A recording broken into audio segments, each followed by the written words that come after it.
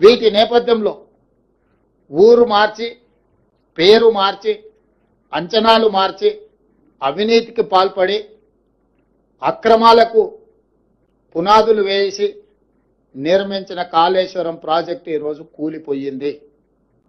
స్పష్టంగా కమిషన్ ఇందులో ఈ వివరాలన్నిటిని పొందుపరిచింది.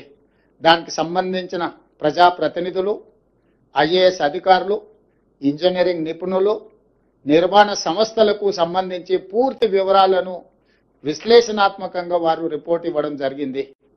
ఈ నివేదికను ఈరోజు మంత్రివర్గంలో ఆమోదించడమే కాకుండా రాబోయే రోజుల్లో శాసనసభలో ప్రవేశపెట్టి అన్ని రాజకీయ పక్షాలకు వారి అభిప్రాయాన్ని చెప్పే అవకాశం కల్పించి, including leader of opposition the chief minister Chandrasekhar Rao గారు, ఆనాటి సాగునీటి పారుదల మంత్రులు, ఇతర మంత్రులందరూ కూడా ఆనాటి మంత్రివర్గంలో ఉన్న వాళ్ళందరూ కూడా వాళ్ళ అభిప్రాయాలు చెప్పడమే కాకుండా చట్టసభలలో, శాసనసభలో కావచ్చు, శాసన మండలిలో కావచ్చు, ప్రజాప్రతినిధులు స్పష్టంగా ఈ నివేదిక పట్ల ఒక అవగాహన తెచ్చుకోవడమే కాకుండా వాళ్ళ అభిప్రాయాలను స్వేచ్ఛగా చెప్పడానికి అవకాశం కల్పించాలని ఈరోజు మంత్రివర్గ సమావేశంలో మేము నిర్ణయం తీసుకున్నాం.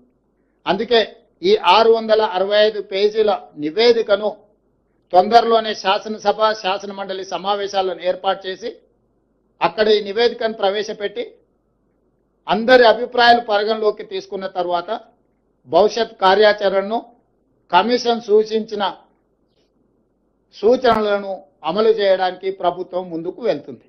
Subscribe us and press the bell icon for more interesting updates.